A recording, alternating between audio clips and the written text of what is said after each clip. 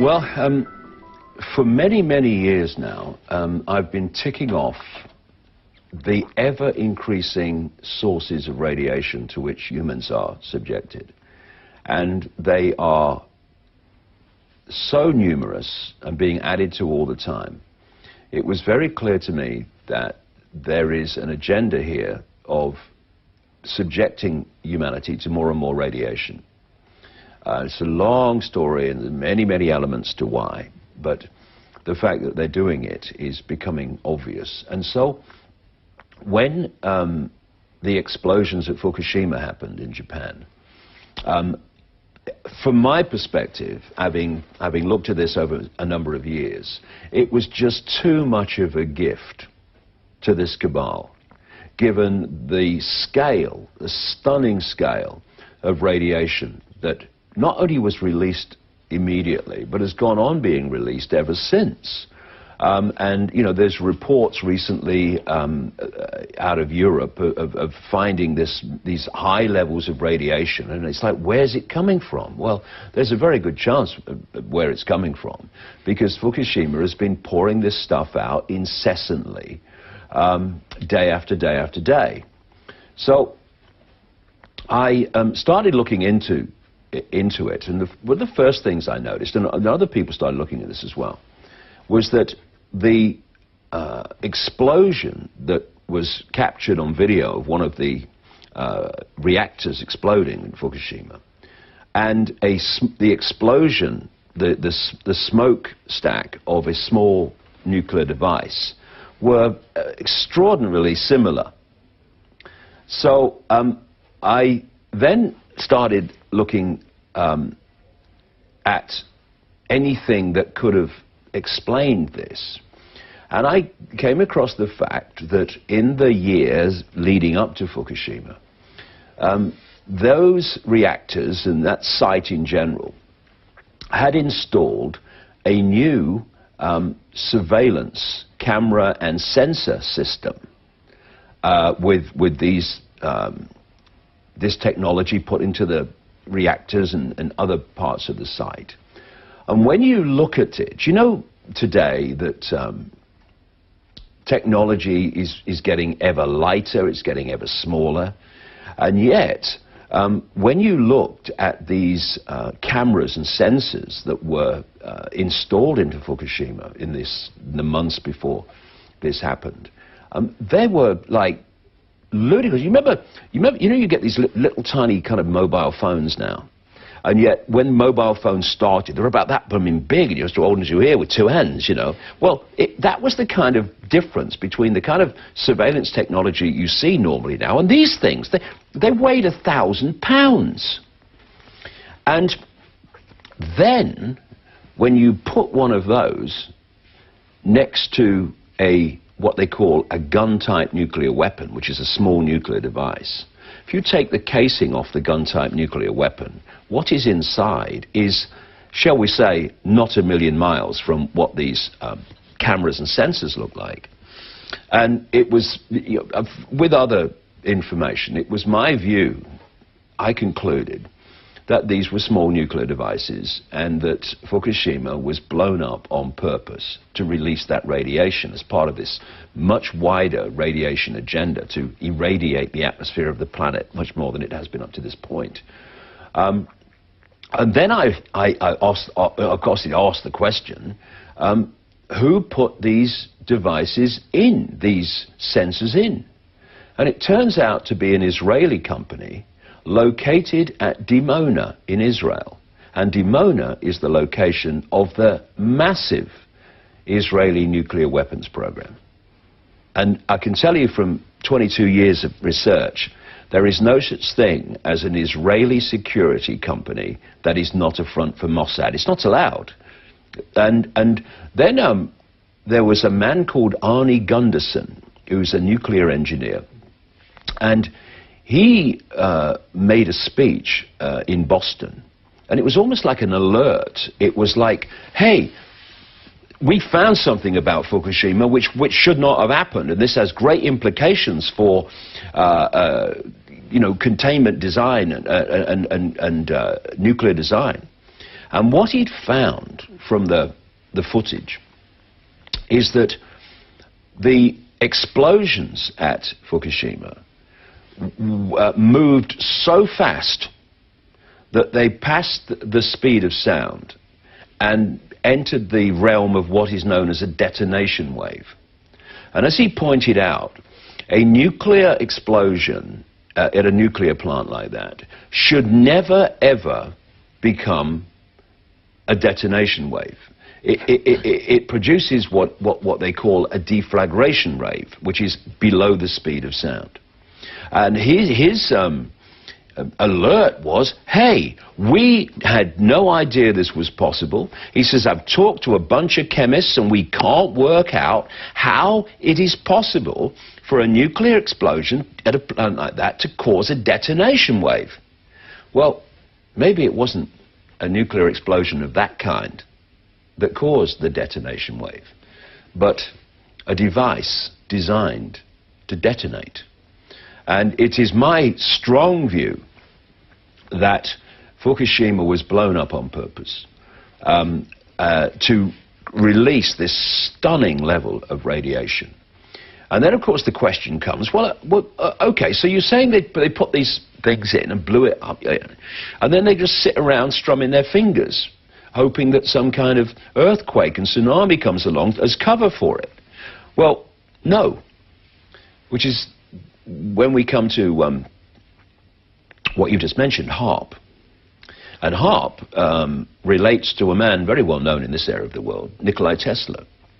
Nikola Tesla was the scientific genius of the 20th century, and if he was alive today, he'd be the scientific genius probably of the first part of the 21st century. He had understood many things about the nature of our reality. He'd understood about the electromagnetic fields that you can access and turn into usable warmth and power, which the cabal that owns the energy industry of the world has been suppressing because it doesn't want people to have access to this free energy, which we could have.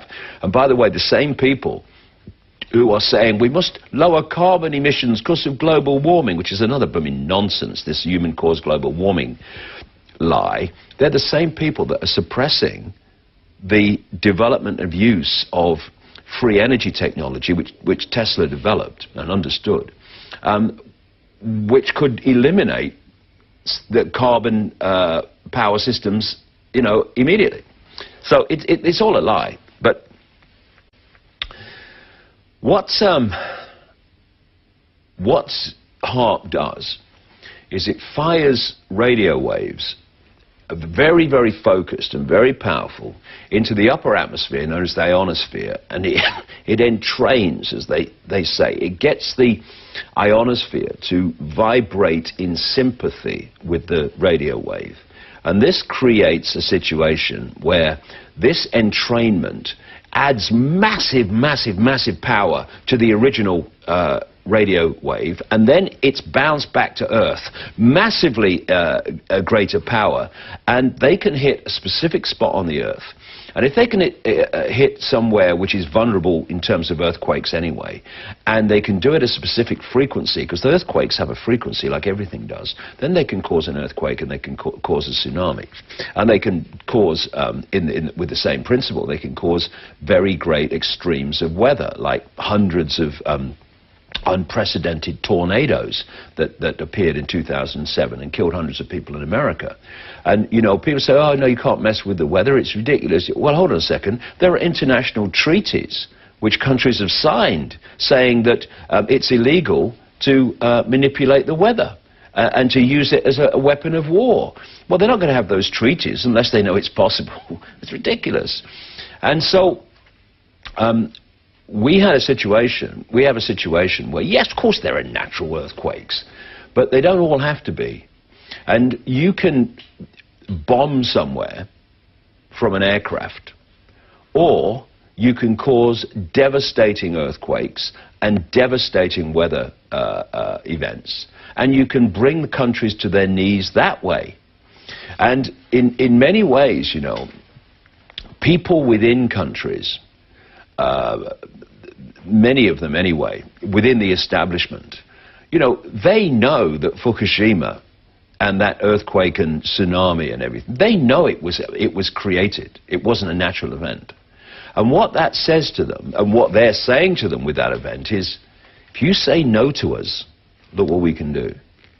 If they want to bring Japan to its knees, they've got to find a way, like they did in with the two, you know, Hiroshima and Nagasaki at the end of the Second World War. But today they would have to find an excuse to send the boys in. Well, they can't find an excuse. So instead of that, we'll go the way that they have, because Japan is over.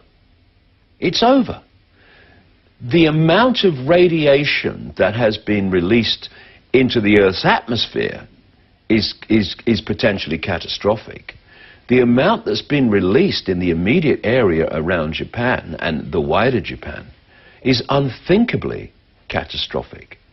And we you know, I mean, people are already starting to go down with the effects of it, and we've seen nothing yet.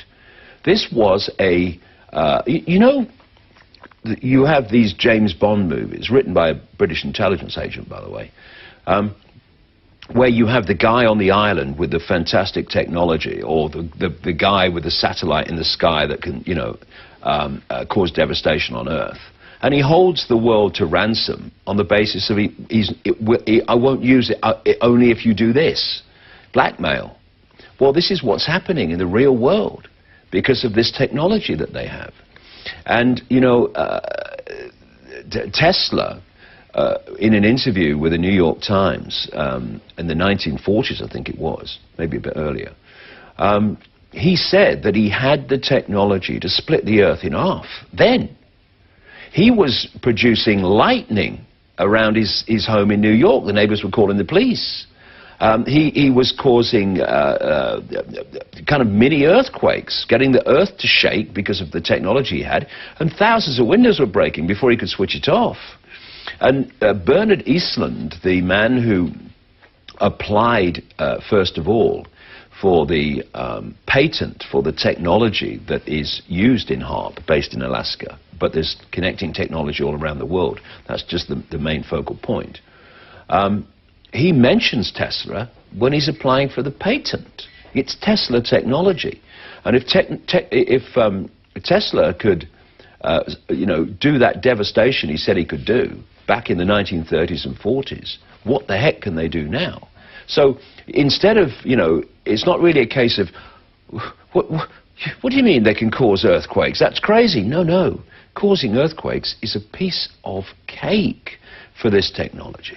And thus, you know, you have a situation in 2010 when in the run-up to it, in the years running up to 2010 around Haiti, it was established that there were major resources under the sea in Haiti waters. In 2010, this devastating earthquake brings the end to Haiti. It just so happened, you know, that the American military were having an exercise at exactly the same time that was based on a scenario of reacting to, I think it was a hurricane or something like that, hitting Haiti. And they were down in Florida doing their exercise. And then the earthquake happened, and they said, we just switched from exercise to real thing. And they were in there in no time. And if you remember, the aid agencies that were trying to land in Port-au-Prince in Haiti, they were saying, in the immediate days after the earthquake, the American military have taken over the airport, so they're not letting us in. They took the place over. And then along came Clinton and Boy Bush as the people that were going to front up the Haiti Reconstruction Fund, and then they disappeared, and Haiti, virtually nothing's been done, because the idea was to destroy Haiti, take it over, because then you've got the resources. And you can do that with an earthquake. You know, how are they going to justify destroying Haiti by dropping bombs on it? I mean, they're not going to do it. But you can do it through HAARP and earthquakes. And the weather wars and the geological wars are not some science fiction fantasy. They're happening now.